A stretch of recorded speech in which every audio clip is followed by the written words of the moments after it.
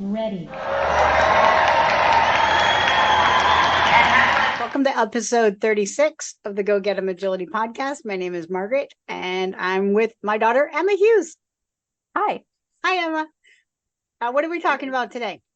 Online versus in-person classes, seminars, and so on. Yeah, training. Yeah. Yeah, not seminars. You can have an online seminar, can't you? Oh, I guess you. It's like videoed or something. I don't know. Yeah, I guess you can have a webinar. Oh, yes. That would be Yeah, so webinar versus an in-person seminar. Right. And then online training versus in-person training. Yeah. Okay. So first off, I like to do both. Me too. That's me personally. My favorite, though, if I was to give anybody my opinion. That's what the podcast is our opinion. That's all we do. And you are you are at will to disagree with our opinion and write us a review. Yes, you are. As some people have. All right. I still stand by everything we've said. So my personal opinion is I like in-person training classes first. Yeah, I agree.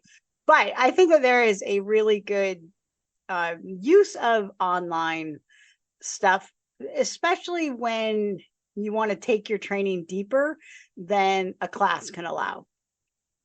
So sometimes it's not even so much that an instructor doesn't have what you want, that there's a restriction of time in a class to give you all the information that you want in a timely fashion. That's not going to take months, right? So you can see an online class allows you to get a picture further down the road than what you actually may be training currently. Yeah, I agree. I like online classes as well. I've only ever done one, I think, extensively, but I found that the person that I'd gone to, she was able to write really, really long and detailed things about the videos that I had sent in. And I think that it was a lot more in-depth online because she was able to sit down and think about it because I wasn't just there staring at her. Uh Instead of like if I'd done a in-person class, because I know that when I have done training, not a lot, but when I have trained other people, I'll say things and then I'll go back, an hour later inside, I'm like, oh, I should have told him this as well.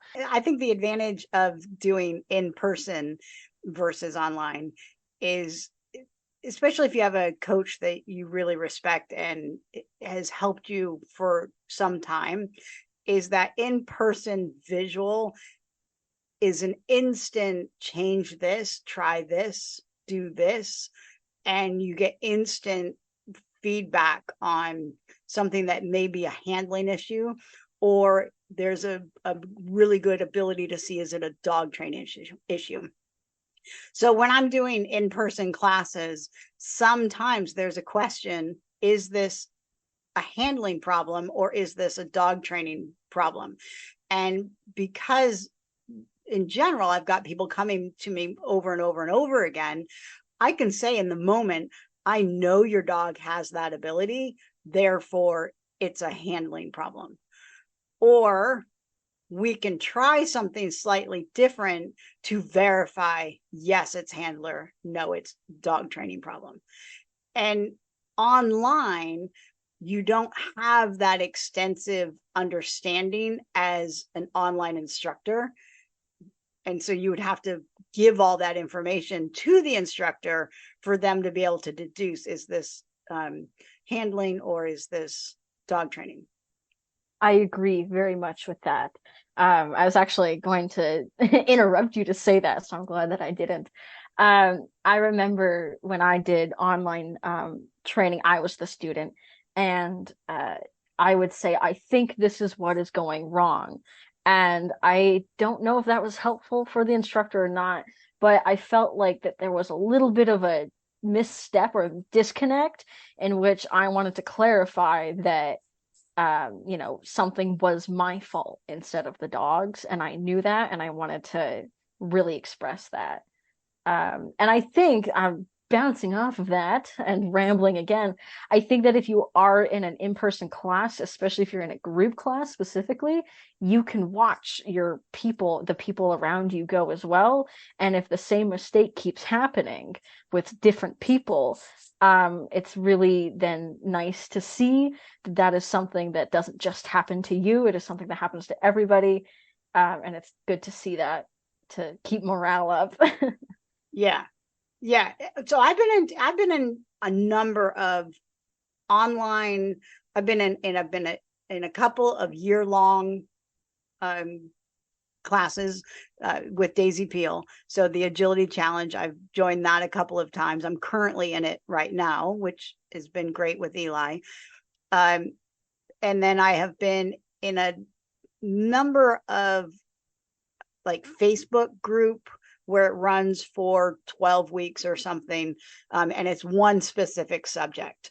So I've done a teeter with Anna Hines. I did her in and yo, I believe is what she calls them. So I in think and so. That's in, a and then jump discriminations and such, right? yeah, a jump discrimination within and wraps, Yeah, inside verbals. wraps. So Okay. backside Yeah. wraps, and then in and ins, or threadles, right? It's also called threadles. I have done at least one shape up with their running contacts. And then I've done webinars. One with Tracy Skelner's webinar with reactivity, or not reactivity, but that's why I'm doing it, is for the brain games. So, and that's been over, I would say, well, my first one was like 2018. So I've been doing them for So quite recently then. no, 25 years. That's 5 years Yeah, ago. well, and I guess yeah, it wasn't really a thing before that, was it?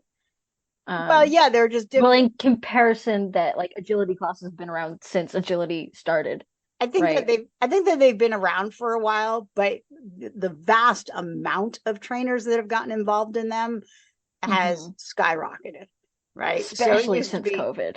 yeah, it used to be handling 360 with Susan Garrett, and Daisy Peel was right after her, uh, that I know of, right? That Hmm. were, Yeah, the US and I wasn't and paying like attention. Canada stuff. Yeah, and I wasn't paying much attention to European online stuff because it was in a different language, so I didn't bother, right, to look that up. And Anna is one of the first to translate it. Well, maybe not one of the first, but she's translated a lot of her stuff over to English, and so then it's accessible to me.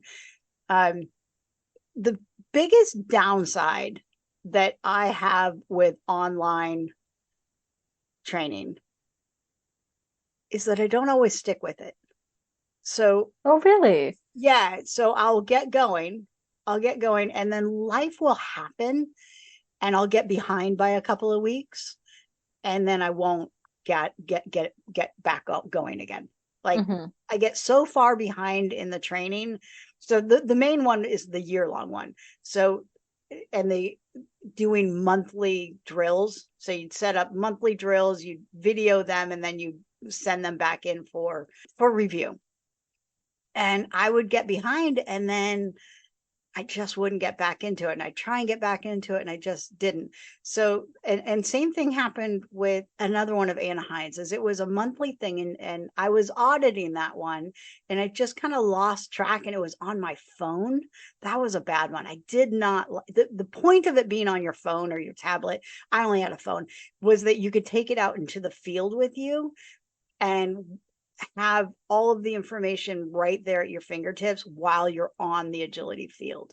And I like the idea of that, but the execution of it did not work for me. And so I ended up not liking it on my phone. I couldn't see it very well. I wanted to go back and view it on my bigger computer screen. It was a whole online phone thing, and it just didn't work out for me. So the platform was more what I didn't like. I loved the information, right? But the way that I was learning it on the platform on my phone wasn't working.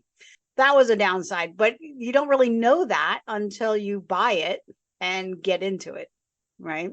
Right. It might, somebody else might think that that's the most amazing thing ever. Right. So it's really subjective. It really is. I've only ever done one online class that I can think of, and it was Jordan Biggs's running contacts class back in the beginning of COVID. I think it was late 2020.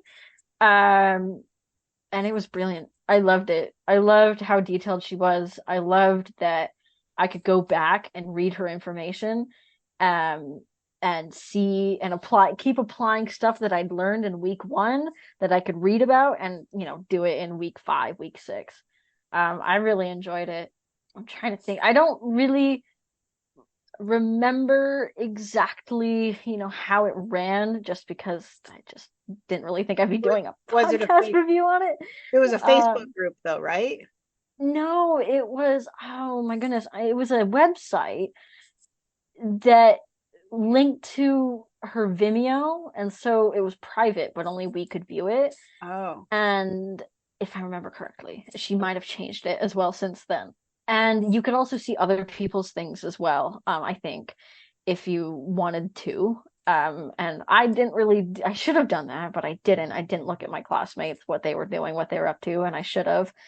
But I really enjoyed it. But like I said, that's the only one I've ever done, and I really enjoyed it because Jordan would get these really long pieces of advice and reasoning, and she was very methodical in the way that she presented it to me, and I loved that. I thought that that was amazing, and I would ask questions, and she would respond really quickly, and so I thought that she was very good at it. But that is the only one that I've ever done of hers and ever. So okay. And you were a full participant in that. I So was, you got yes. to submit videos. Yes. And I Okay. actually did two rounds of it. I did the puppy beginning stage of just like feet awareness and such. And then I did the second stage of actually applying it to a running contact, Okay. to a board. Okay. Uh, so I'm auditing shape ups, but I'm a full participant in Daisy Peels. And what I like about having both uh, um, access to both information is one, I like to watch how things change, how different instructors kind of take very, very similar ideas and make them their own. And so I like that, and I'm kind of taking a little bit from both. I've and then I've watched you go through Jordan Biggs, and so I like to have all three of those and kind of mash them together. I am by far not an expert in running contacts, but I really like the idea of experimenting a little bit with Eli and figuring out where it works. I've yet to submit any information to the agility challenge yet about his running contacts, but I've asked questions, and I like the ability to ask questions and read everybody else's comments. And then one thing that I did with watching other people that are also part of the programs, either Shape Up or the agility challenge, is I like to go on and find a dog that I've and a handler that I feel is similar to my dog currently. So I'll watch a whole host of different dogs, but then if I want to get the nitty gritty on somebody or on for my training, I go and try and pair myself up with somebody else, so that I can get a gist or a feel for what they're doing and use those similarities to help my own training. So the speed of the dog, the height of the dog, and the outcome that I want. If I'm seeing that same outcome on another team, then I'll follow them. Does that make sense? yeah, it Yeah. does. I Um, don't think I ever did that, which was probably a mistake on my part, but also I was 17. So I can't really blame myself too much there. yeah. Um, So but I really enjoyed it. let's go back to in-person training. I think in-person training is extremely valuable. I think that while I love some of the online stuff that I've seen, and I love that people have have offered their information for the world to see, essentially. I really feel that a lot of the trainers that have gone online, because it takes so much time and because it's so much effort to put the whole thing together, a lot of them have stopped in-person training.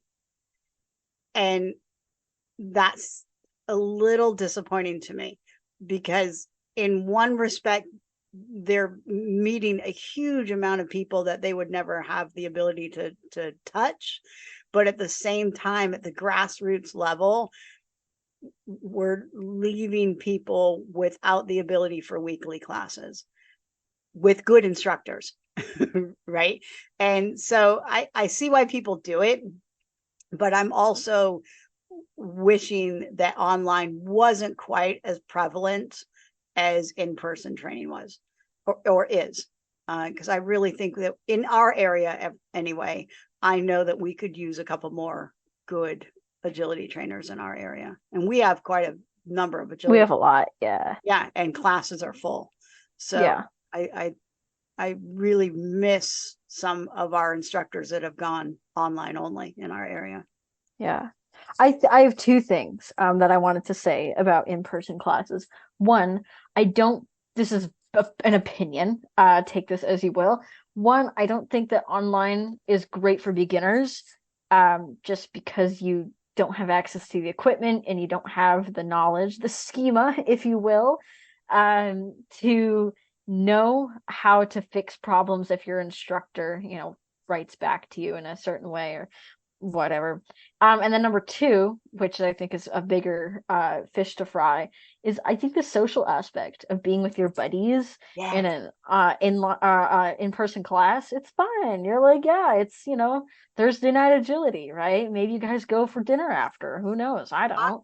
I know that some of my groups of class students are friends now, and Yeah. they have bonded and they practice together.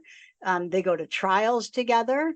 And so, yeah, agility is an individual sport, but there is a huge component of socializing that everybody wants to do, or not everybody, but a good chunk of people, I think, want to belong, right? They want to belong to something. And so while they belong to a class and have that camaraderie, they also want to belong at a trial. And so having a training buddy, and they don't even have to be in your same class, but you may have run into them at a different, like, specialized class. Like, I offer weave pull classes, individual, like that's all we do is weave pulls. And so I have all of my students come from various classes and come into weave pulls, and now they're meeting new people that they will see at trials. And I think that that is really beneficial. And that is a massive component that you lose online, is that in-person camaraderie. Yeah. Not that you can't meet up with people that are online at a trial, but I think that training with them and seeing their dogs run outside of a trial environment is very powerful and Yeah, beneficial. absolutely. I agree. And it's also kind of the same. It's like with the COVID years, right? Remember when everybody had meetings and nobody would turn their camera on? And it's the same kind of, not really, with online, where it's just a little profile picture and they say, this is my dog and this is the video that I took. And you don't really get to see them. I don't think I ever remember seeing a face in online classes, but I came in expecting that. I was really only thinking about myself and the context that I wanted to have. Mm. And so I didn't mind. I thought that was fine. But if you are thinking, oh, maybe I want some friends in this sport, I don't know if online is the way to go about it. Yeah, I certainly think that it's just a different type of friendship, Yeah, right? Than yeah, chatting in the parking lot after class or before class. right. So yeah. Online, depending on where you live, kind of needs you to have equipment readily available, like maybe in your backyard, or you have to plan to go and do this specific online thing that you're working on at a place where you can rent out equipment. And you have to get in the car. Hopefully, it doesn't snow. right, and all that kind of stuff. And so I was very, very, very lucky that I have a dog walk in your backyard, that allowed me to do running contacts literally every day. Literally every single day for 6 weeks, we did running contacts. And that's just not feasible if you're working 9 to 5 and you're only available to do things on weekends, right? And you have to drive, 5 miles down the road to get to your agility place. Right. And generally So speaking, online classes. So there's handling systems that are out there, and the Agility Challenge has incorporated courses into their platform, and Handling 360 with Susan Garrett. I know she does a vast amount of subject matters. I've never done Susan Garrett's, but from what she posts online, she does a bunch of different little courses that then blend together for your agility experience. But most online classes in general, they're specific. So you have a running contact class, you have a front cross, blind cross, rear cross class, you have or just a handling class, right? You have teeter training, you have throttle training.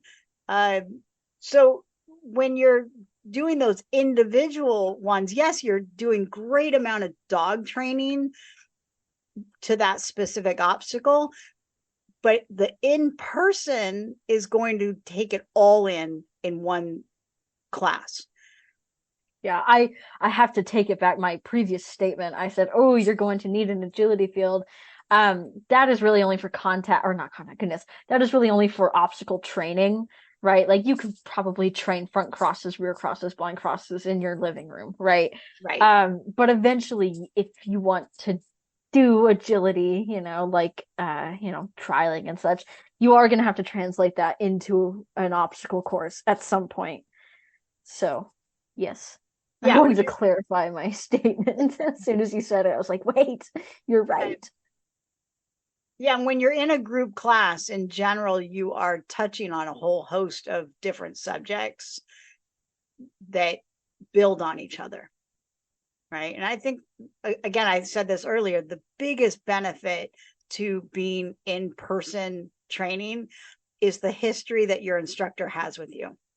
So one of the hardest things for me to do is to take in a handler that has had training prior someplace else and then bring them into the fold into my own classes, because those first 4 or 5 weeks I'm learning what they do and do not know, and I assume that if they're coming into my upper level class, I'm assuming that they've had lower level foundation stuff in place, and sometimes they don't. Sometimes they come in and all that they have focused on is the obstacles, and the handling really needs to be looked at, right? But at a prior facility, they were focusing on just doing the jumps, just doing the contacts, not handling in between the obstacles. And I tell you what, there's a ton more effort put in between the obstacles than put on the obstacles. I agree.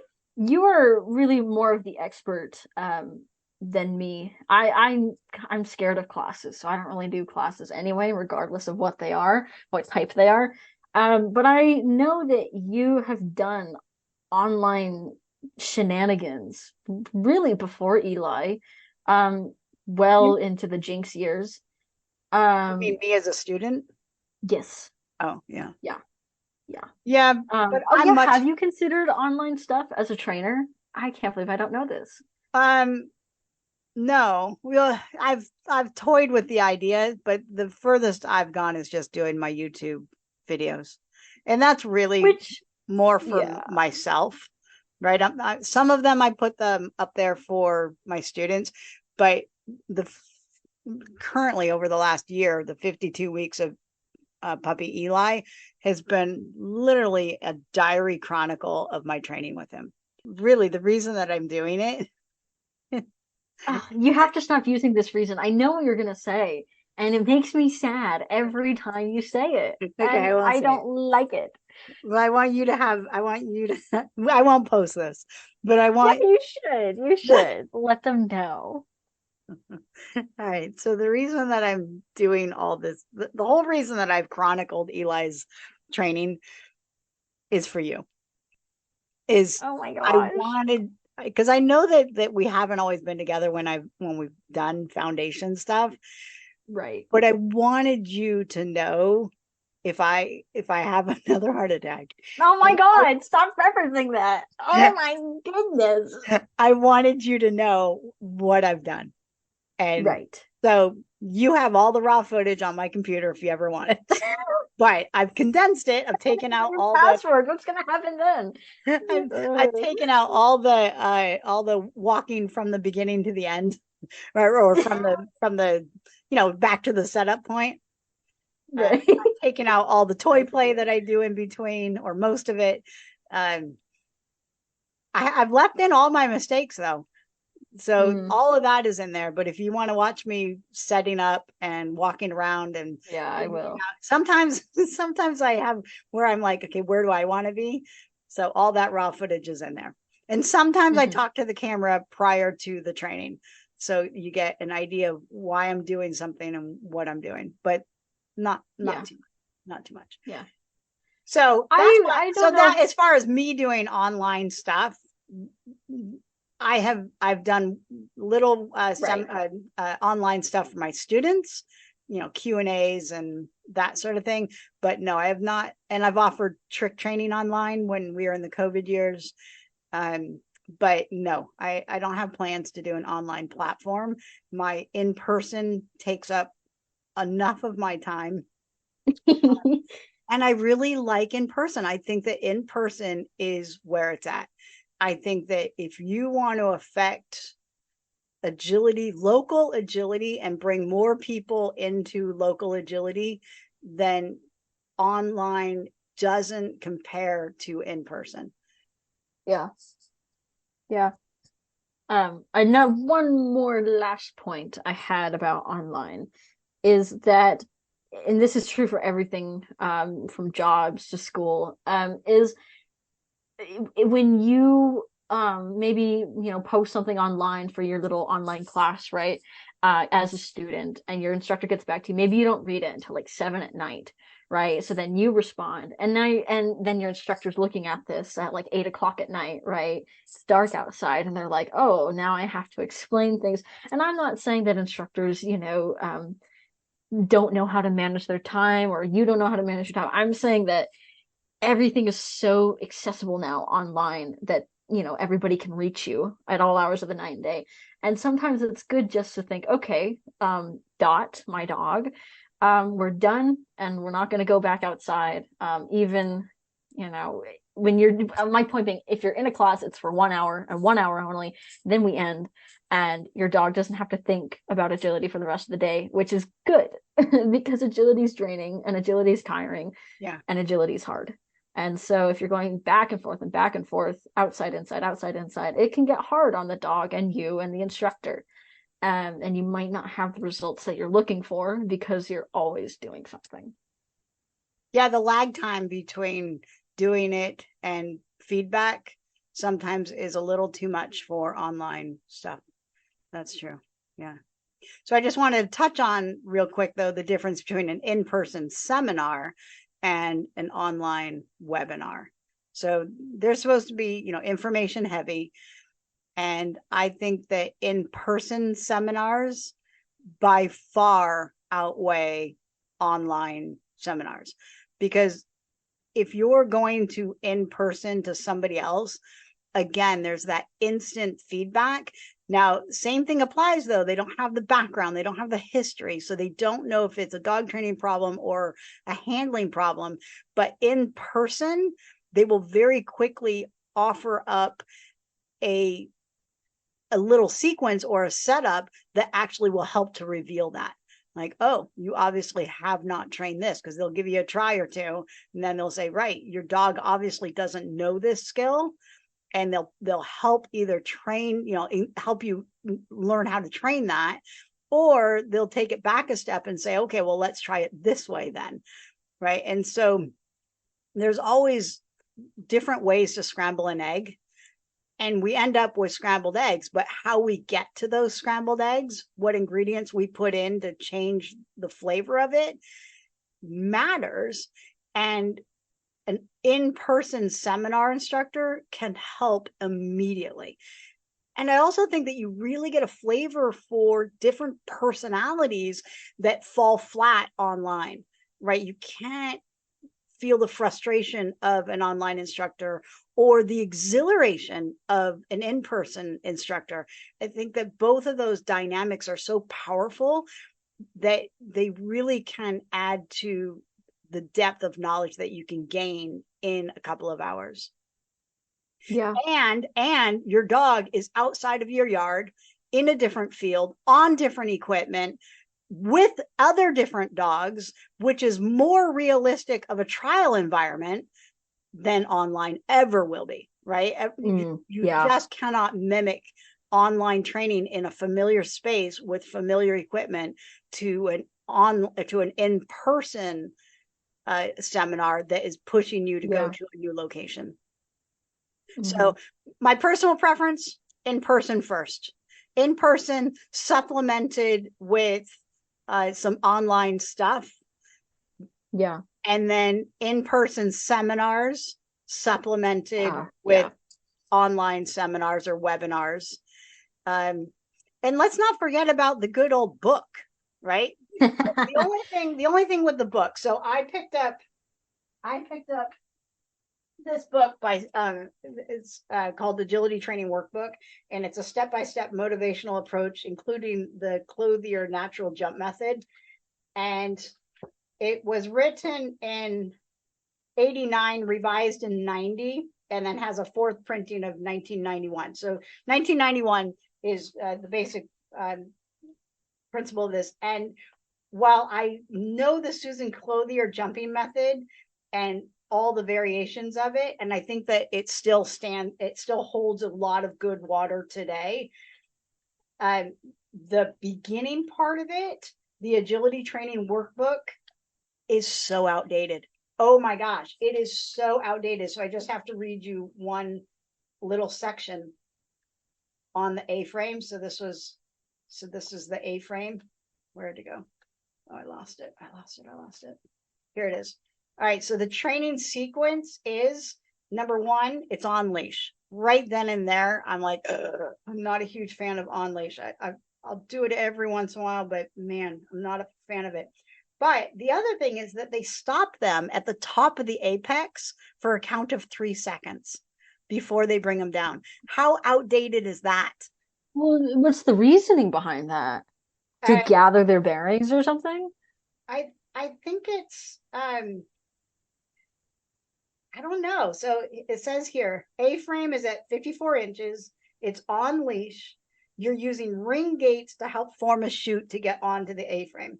And you have a spotter. So you add weight command at the apex, hold for a count of 3, praise and release, repeat 3 times, work on left side, work on right side. Interesting. So that's why it's at the apex, I don't know, because they don't even talk about the contact part of it. What year was this book published? Last printing was 91. Well, at least the copy that I have is 91. Right, okay. So it's not until sequence 8 that you allow the dog to increase speed approaching and going over the obstacle. Be sure all contact zones are touched. And so at point 8, you eliminate weight at the apex. So they teach the weight and then they take it away. So I guess they're just slowing the dog down, maybe. Yeah. It has to be for a count of 3, I don't know. And I'm sure I haven't read it in depth because I only picked it up because it was free. But yeah, so books. I think that books are books are good. Videos are good as well. And I don't just mean your videos. I mean, it wasn't Susan Garrett. Correct me if I'm wrong. Who wrote a book and then she has a little DVD at the end of it. Yeah. A lot of them do that. I just picked up Hmm. Daisy Peel's Flying Yeah. Crosses when she was a kid. She was a kid when she did it. Not that Oh, she's not a kid still, in my opinion, but yeah. So yeah, a lot of old information out there. So it is tough sometimes to sift through what's yeah. relative today because agility has changed so very much in the last Right. 20 years. So some of the jumping style books are great, and then others are like, oh, what is that we're talking about? We don't do that Yeah. anymore. Yeah. But learning how to sift through online stuff, I guess my recommendation is if you have an instructor, your instructor may be able to direct you to online Mm. stuff that they like or that mesh Yeah. well with their style, or your friends, your Yeah. buddies that you are watching. You can also watch people at trials, get a feel for what they're doing, and then friend them on Yeah. Facebook and see if what they're doing. Ask them Yeah. what they're Trusted doing. Facebook groups. Yeah, if they're doing anything other than in-person training. And Yeah. I think one of the biggest things for most people to learn is that your very first dog that you ever do agility with, we refer to them as your novice A dog. And you learn a lot with your novice A dog, and some novice A dogs teach us a ton. Others are really easy, so they don't quite teach us um, all the intricacies that agility can be. But it's your second dog, your novice B dog. So every dog after your first agility dog is called your novice B dog. So I've had four or five novice B dogs, and I've had one. You only ever have one novice A dog, and it's the second, third, fourth, fifth dog where you really start to learn about agility and all that you can do with it and take your training to the next level. So if you're in your novice A dog, have fun. Don't fret too much about online stuff and getting it perfect. Just make sure your dog is confident and having Absolutely. lots of cookies at the end of every sequence Yes. or in the Very middle. exciting, very positive. So anything else? No, I know it's pretty good. All right, the pros for in person. Instant feedback from your instructor, the ability to retry it with that new information. The pro for online is the diversity of people, the wealth of information that's out there. The pro for seminars, in-person seminars, is the ability to go to a new location with new equipment, new instructor, new people, new dogs. And the online for webinars is just the vast amount of information, again, that you can connect with people across the world that are experimenting and doing new stuff to benefit our agility dogs. Yeah. Anything else? No, I'm good. Okay. Cool. Thanks, Ab. Happy Thank training. you. Woof woof. Yeah, I love you. Bye bye. Love you too. Welcome to fall. Yeah, exciting. All right. I love you. Bye bye. Bye.